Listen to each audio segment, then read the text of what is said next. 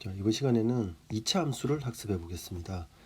세상에는 변하는 것들이 있고요. 이 변하는 것들 사이의 관계를 우리가 함수라고 한다고 했었고, 이런 관계를 우리가 관계 중에서 일정하게 변하는 것들을 표현해 보면 1차 함수로 표현된다고 했습니다. 1차 함수. 그리고 얘를 그래프로 그리면 직선으로 표현이 됩니다. 그런데 세상에는 이렇게 일정하지 않게 또는 그림으로 그래프로 시각화시켜 봤을 때 직선으로 변하지 않는 것들이 있습니다. 예를 들어서 분수대에서 뿜어져 나오는 물줄기 어때요? 이런 모양이고, 그 다음에 공을 던지게 되면 이 공도 이렇게 바뀌게 되잖아. 어떤 뭐 시간에 따라서 아니면 위치에 따라서 x 위치에 따라서 y 위치 이런 것들이 다 일정하지 않게 변하는 거죠. 자, 이런 것들 중에 많은 것들을 우리가 2차 함수로 표현할 수 있는데요. 자, 간단한 예를 하나 들어보겠습니다. 뭐 x에 따라서 우리 넓이 y가 어떻게 변할까 생각해 보는데, 삼각형의 넓이 y를 뭐 밑변이 2x 높이 x 플러스 2라고 하면 2분의 1 곱하기 2x 곱하기 x 플러스 2 이렇게 표현해 볼 수 있고요. 자, 그러면 y는 x제곱 플러스 2x 이렇게 표현할 수 있겠네요. 그럼 여기서는 바로 뭐가 됩니까? y는 x제곱이 핵심이 되겠죠. 따라서 우리는 이 식은 2차식이라고 표현할 수 있고, 역시 x에 따라서 y가 하나씩 정해집니다. 따라서 이것은 함수가 되겠네요. 자, 일반적으로 이렇게 표현되는 것, y는 2차식, y는 ax제곱 플러스 bx 플러스 c 형태로 표현이 되는 것. 그럼 여기 안에는 y는 x제곱이 포함되어 있죠. 이게 있어야 되니까 물론 a는 0이 아니어야 되겠고요. 자, 이런 식으로 표현되는 걸 우리가 2차 함수 이렇게 표현합니다. 그럼 y는 x제곱에 따라서 바로 2차 함수의 어떤 변화의 특성, 그리고 그것을 시각화시켜 놨을 때 그래프의 모양, 이런 것들이 두드러지게 드러나게 되겠네요. 자, 2차 함수의 그래프에서 가장 중요한 특징은 바로 y는 x제곱으로부터 나오는데, 이게 바로 2차 함수의 핵심 DNA라고 보면 되겠습니다. 그러면 어떻게 그리느냐? 1차 함수 그래프 그리는 거하고 똑같습니다. 자, y는 x제곱이라는 식으로부터 표를 한번 만들어 보죠. 표를 만들어 보는데, 바로 x가 뭐 0일 때 y가 0, 0,0, 그 다음에 1일 때 2, 1,2. 이 표를 만들어 보면 여기로부터 우리가 좌표를 얻을 수 있죠. 좌표로부터 이렇게 좌표 평면에 점을 찍어 보면, 여기에 나온 점을 찍으면 바로 그림 1처럼 됩니다. 근데 이 사이에 이제 점들이 많이 있다고 생각해서 점을 찍으면 이렇게 이런 곡선 형태가 되는데, 이 곡선의 특징을 잠깐 살펴보면 한쪽으로 볼록하네요, 그죠? 한쪽으로 볼록한 방향이 되고 볼록하게 나타나고, 그럼 맨 끝에 튀어나온 점이 하나 보이게 되고, 또 하나의 중요한 특징이 왼쪽 오른쪽이 바로 대칭이 됩니다. 대칭이 된다는 얘기는 가운데 선, 축이라고 하는데요. 이 접어서 바로 포개지는 그런 특징을 나타내게 되는데, 이게 바로 2차 함수의 기본적인 모양이 됩니다. 자, 이 모양을 조금 더 변화시켜 볼게요. 자, y는 x제곱의 모양을 기본적으로 가지고 있으면서 여기에 곱하기 a를 해본다면 어떤 일이 벌어질까 살펴보죠.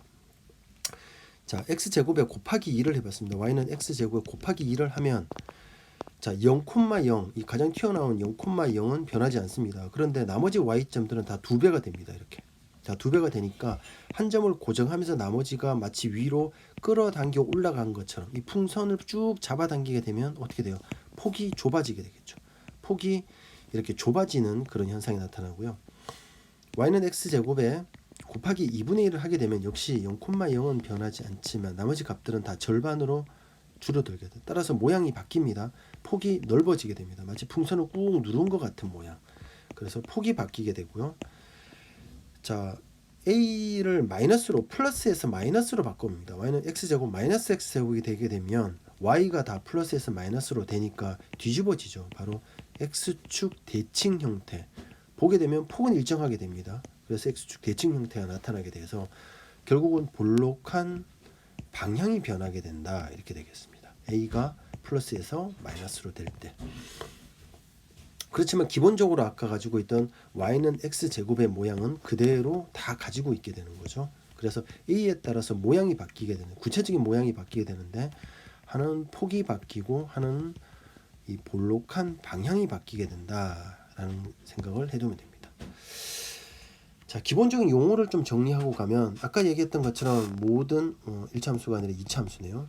2차 함수가 가지고 있는 기본적인 모양은 바로 이런 모양인데, 자, 한쪽으로 볼록합니다. 한쪽으로 볼록하게 되고 한쪽으로 볼록하게 되다 보니 맨 끝점이 나타나게 되죠. 이 끝점 우리가 꼭지점 이렇게 표현하고요.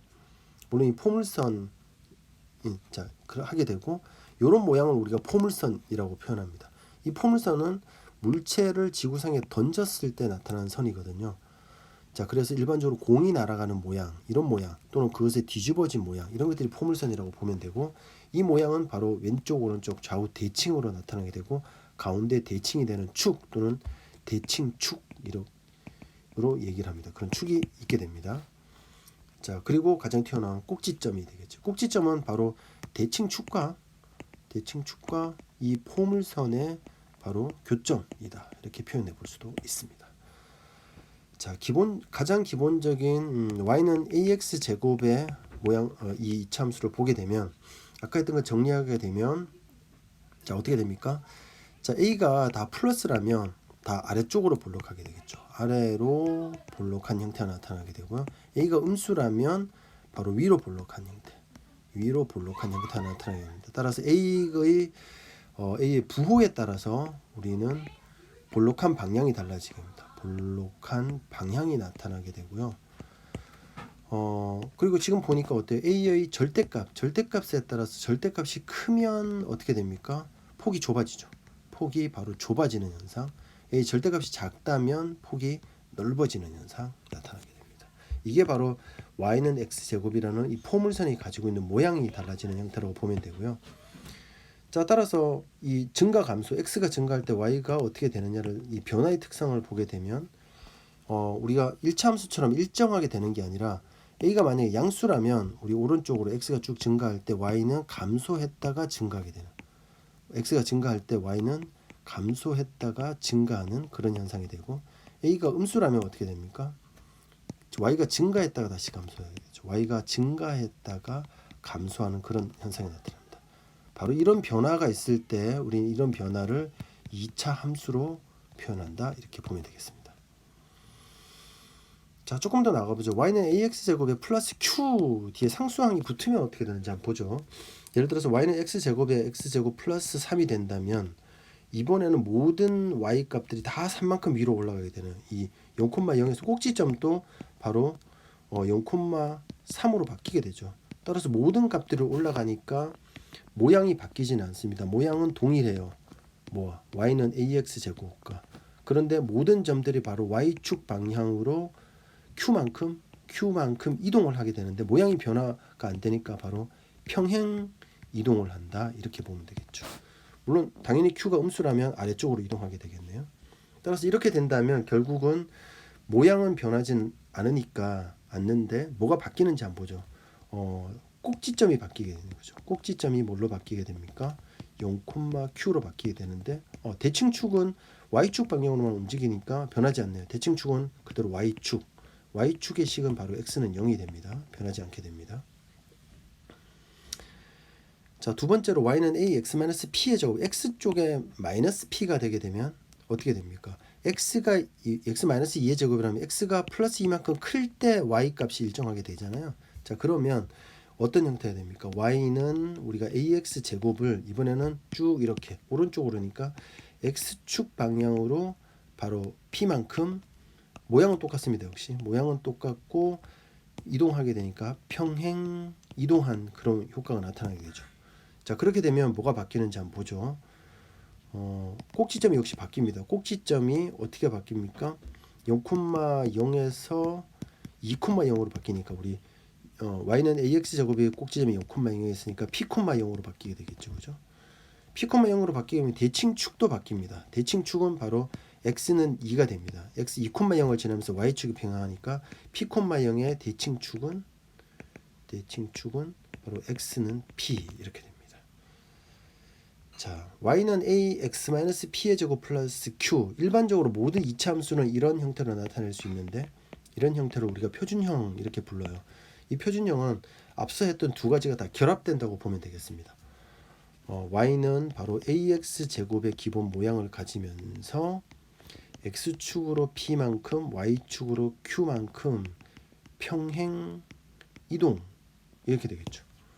자, 그렇게 되면 모양은 y는 x 제곱의 모양 그리고 a에 따라서 폭과 볼록한 방향이 달라지게 되고요. 평행이동했으니까 위치가 바뀌겠네요. 뭐 꼭지점이 뭐가 됩니까? 꼭지점이 P, Q 이렇게 되죠. 대칭 축의 식은 X 좌표를 따라가니까 X는 P 이렇게 됩니다. 자, 여기 식에서 보면 바로 꼭지점이 0,0에서 뭐가 됐습니까? 3,2로 바뀌고 대칭 축도 어떻게 돼요? X는 3으로 바뀌게 되는 거죠. 자, 일반적으로 이차함수가 다 저렇게 표준형으로 나타나냐? 그렇진 않고요. 앞서 제일 처음에 이차함수를 정의했던 것처럼 이런 형태가 되는데 이런 형태를 우리는 일반형 이렇게 부릅니다. 그럼 어떻게 하면 되겠어요? 일반형은 이렇게 표준형으로 바꾸면 우리가 아까 표준형 그래프 바로 위에서 이 그래프를 그리는 방법 그대로 그리면 되겠습니다. 자, 그럼 어떻게 바꾸느냐? 이 표준형의 모양이 바로 완전제곱식이거든요. 자, 완전제곱식 모양으로 바꿔준다고 보면 되겠습니다. 자, 완전제곱식으로 바꾸는 거 혹시 앞에서 배웠는데 기억나나요? 한번 볼게요. 자, y는 자 a를 묶어줍니다. x제곱 어디까지 묶었냐? x1까지 묶어주고요. 띄워놓고 상수항은 그대로 둡니다. 자, 그리고 나서 뭐가 필요해요? 완전제곱식이 되려면 1차항 개수 절반의 제곱을 더하고 빼줍니다. 그러면 더한 데까지를 가 바로 완전제곱식이 되는데 마이너스 x 플러스 1의 제곱 이렇게 되죠. 계산해주면 플러스 1 플러스 1이니까 플러스 2 이렇게 되네요. 그러면 함수의 특성 구할 수 있겠죠. y는 마이너스 x제곱과 모양이 똑같고요. 꼭지점이 뭐가 됩니까? 마이너스 1,2가 되겠네요. 축의 식은 요걸 따라가니까 x는 마이너스 1 이렇게 됩니다. 자, 그럼 이렇게 된 식의 이차함수의 그래프를 어떻게 하면 빠르게 그릴 수 있을까요? 역시 이차함수 그래프를 마법 같은 방법으로 한번 아주 빠르게 그려볼게요. 자, 이렇게 정리합니다. 이 함수의 식을 역시 세 부분으로 분류해 본다면 y는 x제곱이 등장하게 되고 a가 있고 p, q 이렇게 세 부분으로 나눌 수 있고요. y는 x제곱이라면 들어있으면 무조건 포물선의 특징을 가지는 곡선으로 그려지게 됩니다. 한쪽으로 볼록하게 되고 좌우 대칭인 바로 부드러운 곡선이 되는 거죠. 자, A는 이 포물선의 모양을 결정하게 되는데 포물선의 모양은 두 가지가 있습니다. 하나는 폭, 하나는 볼록한 방향 이렇게 됩니다. 볼록 방향. 자, 포물선의 폭 A가 크다면 폭이 좁아지고요. A가 작다면 폭이 넓어집니다. 누른 모양. 볼록한 방향은 플러스면 아래로 볼록, 마이너스면 위로 볼록 이렇게 되겠네요. P, Q 바로 꼭지점이 되겠죠.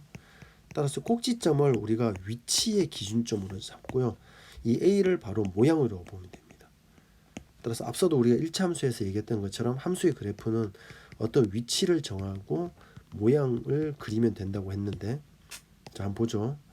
이 예시를 아주 빠르게 한번 그려볼게요. 3초 안에. 자, y는 x제곱 포물선이고요. a가 플러스 2네. 이런 모양. 꼭지점은 1,3. 그럼 그려보죠. x축, y축에서 1,3 꼭지점의 위치를 잡아주고 자, a는 기울기는 아니지만 x가 한 칸 갈 때 y가 두 칸 간다. 여기서 꼭지점에서 x가 한 칸 갈 때 y가 위로 두 칸 가면 되겠습니다. 그러면 2,5가 되겠네요. 자, 포물선은 좌우 대칭해야 되죠. 반드시 이 점을 지납니다. 이렇게 세 점만 정하면 이런 포물선이 바로 항상 딱 정해집니다. 이런 모양이 정해집니다. 자, 이렇게 그리면 아주 빠르게 이차함수의 그래프를 그려낼 수가 있습니다. 그러고 나서 이 그려진 그래프를 보고 이차함수의 변화의 특징을 해서